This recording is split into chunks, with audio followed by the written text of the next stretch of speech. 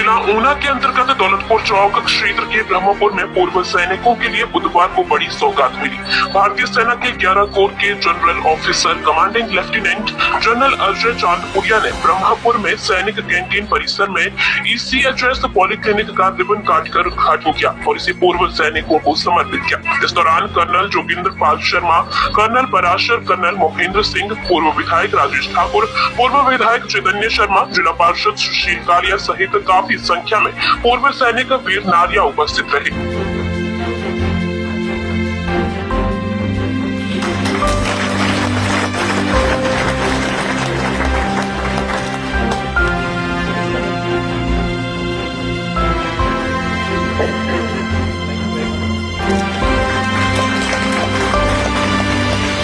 आप सब लोगों को मैं धन्यवाद देना चाहता हूं कि आज विपरीत मौसम के बावजूद जो है आप सब लोग यहां पर आए हैं। सबका नाम लेना तो संभव नहीं है, लेकिन फिर भी मैं चंद एक लोगों का नाम लेना चाहूंगा। Brigadier KPS Rana VSM, colonel RC Parashar, colonel Mahendra साहब, colonel KPS Jagjotra, colonel Joginder जो चेयरमैन है इंडियन एक्स सर्विसमैन लीग के, colonel ND Mehta, brigadier Sujit Narayan साहब YSM SM जो कि सेक्रेटरी राज्य सैनिक बोर्ड दिल्ली के हैं, और श्री राजेश ठाकुर जी, श्री रघुनाथ राणा जी है नहीं यहाँ पर, श्री चैतन्य शर्मा जी, श्री SDM जो यहाँ पर आ रखे हैं, और कमांडर 350 ब्रिगेड, कैप्टी GOC 91 सब एरिया और CO 1 नागा, और जो पार्टी यहाँ पर आई है और जितने भी वेटरन यहाँ पर उपस्थित हैं, सबसे पहले आप सब लोगों का यहाँ पर आने के लिए बहुत बहुत धन्यवाद। मैं माफी चाहता हूँ कि 10 मिनट में देरी से आया, सामने से चला था और 10 मिनट पहले पहुंचना था यहाँ पर। फिर मुझे बताया गया कि बारिश ज्यादा हो रही है, थोड़ा टाइम लगेगा लोगों को आने में, तो इसीलिए मैंने डिले कर दिया। तो मैं माफी चाहता हूँ कि 10 मिनट डिले हो गई। इसके साथ साथ मुझे खुशी है कि इस पूरे कॉम्प्लेक्स का जो है उद्घाटन किया गया है आप लोगों में से जिन्होंने किया है यहाँ पर। ये पहला कदम है, अभी सिर्फ कैंटीन और पॉलीक्लिनिक बनाया गया है यहाँ पर। जो यहाँ का रोड मैप है और आगे का जो नक्शा है उसके साथ एक इंटीग्रेटेड सोल्जर वेलफेयर होम यहाँ पर आना है, और मुझे पूरी उम्मीद है कि जिस तरीके से हमें राज्य शासन से, सेंट्रल गवर्नमेंट से, जिला प्रशासन से और राज्य सैनिक बोर्ड और जो सीनियर वेटरन हैं इनकी मार्गदर्शन में जो हमारी फॉर्मेशन है, इसकी जिम्मेवारी एक ब्रिगेड को दे दी गई है, 350 ब्रिगेड। पहले अलग अलग यूनिट थी, कोई कैंटीन देख रहा था, कोई पॉलीक्लिनिक, कोई वेटरन आउटरीच, कोई A2 सिविल अथॉरिटीज। ये पूरी जिम्मेवारी अब सिर्फ एक ही कमांडर साहब के पास, जो कमांडर 350 ब्रिगेड और CO 1 नागा यहाँ पर है। सिर्फ एक यूनिट और एक फॉर्मेशन हर चीज को देखेगी, इस पूरे इलाके का गगरेट ऊना को मिलाकर। तो मैं उम्मीद करता हूँ कि जो आगे का हमने प्लान बनाया अभी उसके ऊपर हम बातचीत करेंगे कि किस प्रकार से समय के हिसाब से वो पूरे कॉम्प्लेक्स को हम डेवलप कर सकें और बना सकें।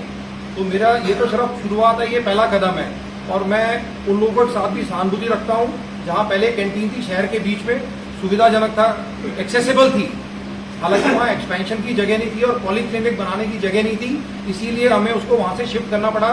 तो लोगों को तकलीफ हुई होगी।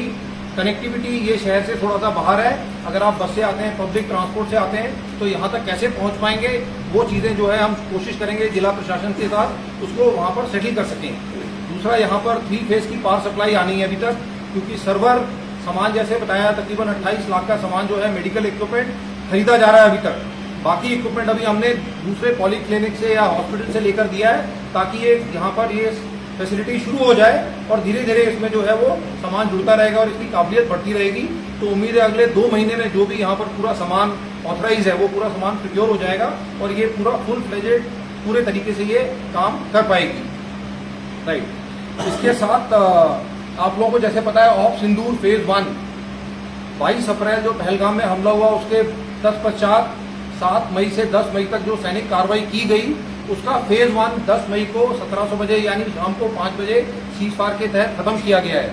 ये ऑपरेशन अभी समाप्त नहीं हुआ है। उस ऑपरेशन के दौरान चाहे पंजाब हो, चाहे हिमाचल हो या जम्मू कश्मीर हो, जहां पर भी हमारे वेटरन ने योगदान दिया और सहायता दी है, उसके लिए मैं फौज की तरफ से आप सबों को धन्यवाद देना चाहता हूं। और साथ साथ ये बताना चाहता हूं कि सिर्फ फेज 1 खत्म हुआ है। जो सीज फायर की शर्तें पाकिस्तान के ऊपर लागू की गई हैं, किसी भी तरीके से मुमकिन नहीं है उनको उस पर कायम रहना, और अगर वो सीज फायर की शर्तें तोड़ी जाएंगी तो जो अगला कदम होगा वो आगे की कार्रवाई जो आपने देखा अभी तक, हवाई हमले, मिसाइल से और ड्रोन के द्वारा जो हमले किए गए, अगली कार्रवाई उससे आगे लेवल की होगी। तो मैं उम्मीद करता हूँ और यही इसी प्रकार से जो वेटरन कम्युनिटी पूरी है और समाज है ये सपोर्ट करेगा फौज को, और जो हमें जिम्मेवारी दी गई है हम वो पूरी कार्रवाई कर पाएंगे। इसके बाद मैं आपको ये भी बताना चाहता हूँ, सेना की तरफ से, सेनाध्यक्ष की तरफ से, कमांड की तरफ से वेटरन्स के लिए बहुत सारी स्कीम आप लोगों को पता भी होगा, और अब तो वेटरन को ऑनर भी किया जा रहा है। जो भी कई कार्यक्रम होते हैं, चीफ ऑफ आर्मी स्टाफ या आर्मी कमांडर साहब खुद जो वेटरन सोसाइटी के अंदर महत्वपूर्ण काम कर रहे हैं, योगदान दे रहे हैं, उन सबकी सर्विसेज को रिकग्नाइज किया जा रहा है, उनको पुरस्कृत किया जा रहा है, उनको मान सम्मान दिया जा रहा है। तो ये भी एक अच्छा पहल है कि सैनिक वर्दी जरूर छोड़ता है लेकिन आजीवन सैनिक ही रहता है। तो आप कहीं भी चले जाएं, घर में चले जाएं या कोई और काम करें, वहाँ भी समाज के लिए आप एक योगदान कर सकते हैं और आप सबको योगदान करना चाहिए। ये आप सब लोगों की जिम्मेवारी है। अंत में मैं आप सब लोगों को फिर से धन्यवाद देना चाहता हूँ यहाँ पर आने के लिए, और आपको, आपके परिवार को बहुत बहुत शुभकामनाएं। हिमाचल में पिछले 2 महीने में जो बाढ़ की स्थिति आई है और जो जानो माल का नुकसान हुआ है उसका हमें बहुत खेद है। ये एक राज्य है जहाँ हर परिवार से कोई ना कोई सेना में या गवर्नमेंट सर्विस के अंदर है, तो हर परिवार जो है इससे कहीं ना कहीं टच में होगा। तो हमारी सहानुभूति उन सबके साथ, और हम उम्मीद ये करेंगे कि हालांकि बरसात बहुत ज़रूरी है लेकिन इस तरह की प्रक्रिया जो है उसको सरकार कंट्रोल कर पाए और इस तरह की फ्लड सिचुएशन ना हो। तो पुनः जो है अंत में मैं जो आए हैं यहाँ पर सबको धन्यवाद देना चाहता हूँ, आप सब लोगों को मुबारकबाद देना चाहता हूँ। और मैं जिन लोगों को कष्ट है कैंटीन का शिफ्ट होने से, मैं उम्मीद करता हूँ कि जब एक बार ये पूरा एकीकृत कॉम्प्लेक्स बन जाएगा तो आपको पूरा उसका जो है फायदा महसूस होगा और इसका एडवांटेज होगा कनेक्टिविटी के लिहाज से भी। तो बहुत बहुत धन्यवाद। जय हिंद, थैंक यू। नमस्कार आदरणीय कोर कमांडर साहब, भूतपूर्व हमारे फौजी भाइयों बहनों, मैं हूं ब्रिगेडियर सुजीत नारायण, युद्ध सेवा मेडल, सेना मेडल गैलेंट्री, सचिव राज्य सैनिक बोर्ड दिल्ली सरकार। मुझे आदेश मिला गया कि यहाँ के लिए काम करना है, तो ये मेरा सौभाग्य है। भूतपूर्व विधायक राजेश साहब यहाँ पे हैं, राजेश ठाकुर जी। जब हमें ये जमीन मिल गई फिर हमने रक्षा मंत्री से उनसे टाइम लिया, माननीय रक्षा मंत्री ने हमें घर पे बुलाया। फिर ऊना के बारे में हमने बताया कि एक विचित्र डिस्ट्रिक्ट है जो 90 किलोमीटर लंबाई में है, एक पॉलीक्लिनिक यहाँ है और यहाँ वाले लोग जो पहुंच ही नहीं पाते हैं। तो भारत सरकार का जो पॉलिसी है कि एक जिला में एक ही पॉलीक्लिनिक बन सकता है। दिल्ली एक अजीब, क्योंकि राजधानी है, मेरे पास 4 लाख भूतपूर्व सैनिक हैं, 25,000 वीर नारी हैं, डिसेबल्ड सोल्जर्स हैं, ऑर्फन चिल्ड्रन हैं, उन सब के लिए मैं सेवा करता हूं। तो मैं रक्षा मंत्रालय पहुंच के पहली बार हम लोग को माननीय रक्षा मंत्री जी ने, क्योंकि ठाकुर साहब भी वहीं थे, उन्होंने एक वेवर दिया कि ऊना के लिए एक अलग से ECHS सैंक्शन किया जाए। पूरे हिंदुस्तान में जहां जहां भूतपूर्व सैनिक है सबको अपने घर में ही कैंटीन चाहिए और ECHS चाहिए, जो मुमकिन नहीं। तो ये बहुत बड़ी बात है, ये बहुत ऐतिहासिक दिन है और इसको कैसे पुश किया गया, हम तो शुक्रगुजार हैं आदरणीय जनरल साहब का जिन्होंने इसको पुश दिया। ये इतनी जल्दी नहीं होता, 3 साल में तो सैंक्शन आके मिला है, फटाफट ये हो गया। आप मान लीजिए आने वाले समय में ये जो पॉलीक्लिनिक ECHS इंटीग्रेटेड सैनिक कॉम्प्लेक्स बनेगा, ये भारत को मार्गदर्शन देगा बाकी जगह के लिए। मैं आपको बताऊं, दिल्ली में तकरीबन 1.25 लाख लोग, साउथ दिल्ली में 1.25 लाख भूतपूर्व सैनिक, और उनसे अगर हर घर से 4-4 मेंबर जोड़ो तो आप जोड़ लो कितने लोग हैं। वो 40 किलोमीटर आता है बेस हॉस्पिटल दिल्ली कैंट, उनके पास क्लिनिक नहीं है वहां पे, तो उस पर भी वहां तवज्जो दिया जा रहा है। लेकिन डिस्ट्रिक्ट में एक होगा वो रूल हो गया, तो आगे वहां भी अच्छा होगा। लेकिन यहाँ के लोगों के लिए, बड़े बुजुर्गों के लिए, बहनों के लिए आप सबको बहुत बहुत बधाई। ये बारिश का होना भी एक शुभ संकेत है। जब मेरी शादी हुई मैं यहाँ आया तो बारिश हुई थी, अच्छा संकेत है। और अपने जनरल साहब माता चिंतपूर्णी दर्शन के लिए जाएंगे, हम माता से विनती करेंगे इनको आशीर्वाद बनाए रखे, इनके कमांड पर आशीर्वाद बनाए रखे और ऑपरेशन सिंदूर में जिस तरह से हम सबको महफूज रखा, ये इस फौज की बदौलत है। मैं हर एक को इसके लिए बधाई देता हूं और आप सबकी तरफ से जनरल साहब और उनकी टीम को बहुत बहुत बधाई और शुभकामनाएं देता हूं। डटे रहो। मैं इस समय सभी पूर्व सैनिक व वीर नारी व प्रशासन के तरफ से एसडीएम साहब जो आए हैं यहाँ पे, इनका भी धन्यवाद करता हूँ, जिन्होंने अपना समय निकाल कर हमारे इस समारोह को सफल होने में अपना योगदान दिया। मैं अपने पत्रकार बंधुओं व पुलिस प्रशासन का भी धन्यवादी हूँ, जिन्होंने इसमें बढ़ चढ़कर हमारी सहयोग किया और पत्रकार बंधुओं ने जो कि हमारे इस फंक्शन की हर चीज को देश और देश के कोने कोने में पहुंचाने में हमारी मदद करेंगे। सबसे बड़ी बात है, आज हम सैनिक हैं, हमें मालूम है कि हमारे परिवार को मालूम है, लेकिन बहुत से बाहर के लोग हैं जिनको ये पता नहीं है कि सैन्य में क्या है, तो मोटिवेशन नहीं है। तो ये जो खबरें इस तरफ की लगेंगी, इस तरफ का पता चलेगा पूरे सिविल समाज को, तो हमारे जितने भी युवा हैं वो जो गलत गतिविधियों से हटके हमारे सेना में सेवा देने के लिए उत्सुक होंगे।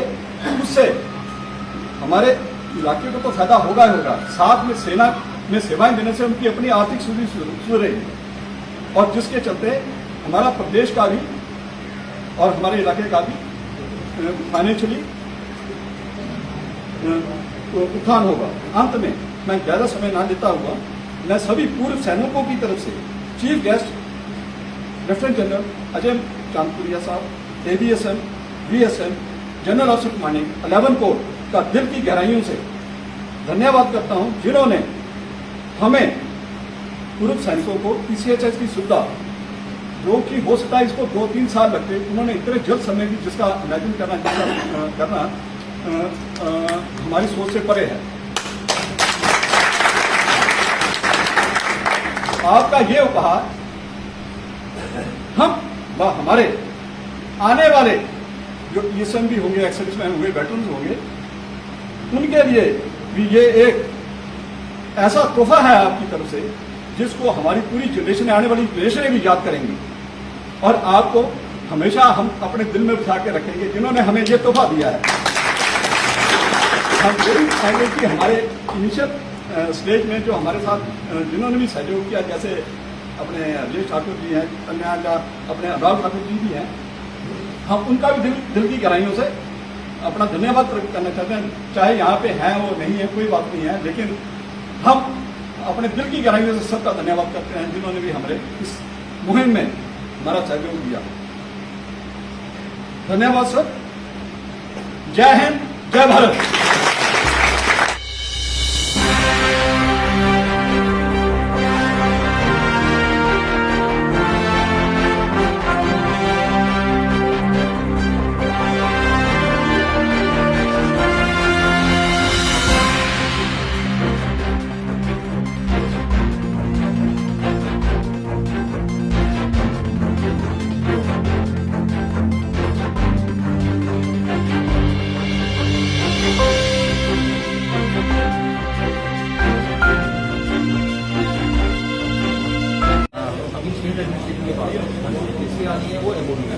एमओडी में आने के बाद वो क्लासिफिकेशन होता है, A1 डिफेंस लैंड में होगा,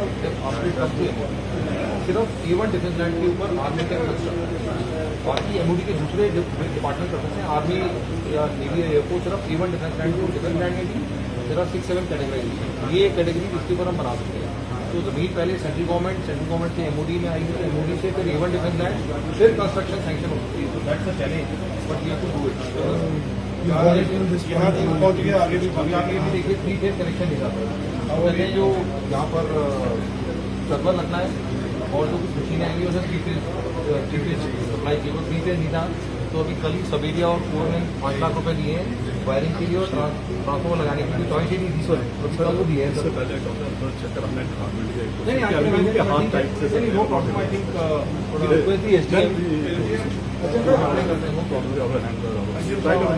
ये बन रही है, 3 फेज पावर सप्लाई चाहिए, बाकी चाहिए। आई थिंक एमओडी को नहीं कहा अब क्या होगा जी, unless it goes to ministry of defence and it gets categorized as A1 defense land, only then army can construct something here from army funds. तो बाकी आप जो राज्य सैनिक बोर्ड या स्टेट या सेंट्रल गवर्नमेंट करती है वो अपने कर सकती है, लेकिन army can only construct something permanent if it is A1 defence land. It will give us more flexibility. ठीक है, और बाकी तो फिर आप नहीं, आप लोकल गार्जियन है जी.